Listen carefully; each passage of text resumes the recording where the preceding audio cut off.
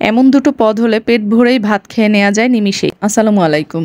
যে যেখান থেকে আমার ব্লগটি দেখছেন আশা করছি সবাই ভালো আছেন। আলহামদুলিল্লাহ আমিও ভালো আছি। আজকে নিয়ে এসেছি এমন দুটি পদ যেটা দিয়ে নিমিষেই পেট ভরে ভাত খাওয়া যায়।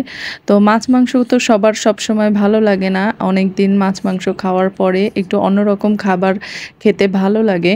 তো আজ সেরকমই দুটো পদ নিয়ে এসেছি। একটা হচ্ছে বাইলা মাছ আর একটা হচ্ছে পাট শাক আর ডাল। যেভাবেই রান্না করা হোক না কেন খেতে কিন্তু দারুণ লাগে। তো আজকে আপনাদের সাথে পুরোটাই শেয়ার করব। এখানে আমি বাইলা মাছটা হাতে মেখে নেব। তো এখানে আমি পেঁয়াজ, রসুন, আদা আর তার সঙ্গে পেঁয়াজ কুচি, হলুদের গুঁড়া, মরিচের গুঁড়া, জিরার গুঁড়া সব একসঙ্গে হাতে খুব ভালো করে চটকে নিয়েছিলাম। সাথে কাঁচামরিচও কেটে দিয়েছিলাম। তো এই মশলাটা যখন মাখা হবে তখন খুব ভালোভাবেই কিন্তু মাখতে হবে। আর মাছটা পরে দিতে হবে, কারণ মাছ দিয়ে দিলে তো আর মশলা খুব ভালো করে মাখা যাবে না। আর এদিকে হচ্ছে আমি ডাল সিদ্ধ করে নিচ্ছি, পাট শাকের ডাল করব বলে। আর ওদিকে কিন্তু মাছটা আমি মেখে সুন্দর করে চুলায় বসিয়ে দিয়েছিলাম। আর এদিকে ডালের জন্য প্রথমে ডালটা সিদ্ধ করে নিয়েছি, তারপরে ডালটাকে সুন্দর করে ব্লেন্ড করে নিয়েছিলাম। পাটায়ও বাটা যায়, যার যেমন ইচ্ছা। তবে ডালের মধ্যে আমি বোম্বাই মরিচ দিয়ে দিয়েছিলাম, নাগা মরিচ যেটা। ডালটা একটু ঝাল ঝাল খেতেই কিন্তু বেশ ভালো লাগে।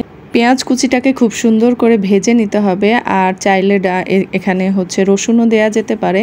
তবে এই ডালের শাকটা কিন্তু একদম ঝাল ঝাল না খেলে ভালো লাগবে না। পেঁয়াজ কুচি যে ভাজাটা সেটার মধ্যে হচ্ছে ডালটা দিয়ে দিয়েছি। এরপর ডালটাকে খুব সুন্দর করে ভেজে নিতে হবে। ভেজে নিয়ে তার মধ্যে হচ্ছে পরিমাণ মতো পানি দিতে হবে। এটা কিন্তু একটু ঘন ঘন খেতে হয়, যার কারণে খুব বেশি পানি দেয়া যাবে না। আর এরপরেই হচ্ছে শাকগুলো দিয়ে দিতে হবে। আর নাগামরিচ আস্ত দিলেও হয় বা কেটে কুচি কুচি করে দিলেও হয়, কোনো সমস্যা নেই।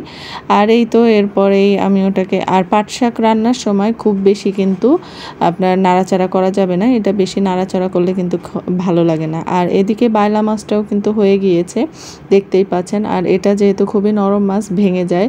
উঠাতে গিয়ে আমার একটু ভেঙে গিয়েছে। সবসময় আমার এই কাজটা হয়। আর এদিকে এই যে পাট শাকটাও হয়ে গিয়েছে।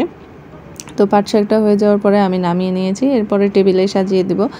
আর এই শাকটা এভাবেই একটু হালকা ঘন হলে ভালো লাগে। আর নামানোর পরে কিন্তু যতটুকু পাতলা দেখাচ্ছিল তার থেকে একটু ঘন হয়ে গিয়েছে। গরম ভাতের সাথে এরকম দুপদ হলে কিন্তু অনায়াসে প্লেট ভরে ভাত খেয়ে নেওয়া যায়। আর খেতে কিন্তু অসম্ভব ভালো লাগে। আর এদিকে আমি খাবার টেবিলেও সার্ভ করে দিচ্ছিলাম। আর এরপরে আমাদের সব কাজ শেষ করে আমরাও খেতে যাব। আজকের রেসিপিটি আপনাদের কাছে কেমন লাগলো? রেসিপি না, অ্যাকচুয়ালি আমি এটা যেহেতু আমার ব্লগ পেজ, তো ডেইলি ব্লগ হিসেবে আমার রান্নাটা থাকবে। আমি কোথায় কি করি, কখন কি করি সবটাই আপনাদের সাথে শেয়ার করি।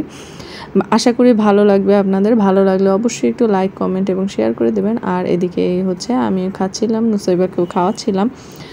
তো এই তো আজ এ পর্যন্তই। ভালো থাকবেন, দেখা হবে অন্য কোনো ব্লগ বা ভিডিওতে। আল্লাহ হাফেজ।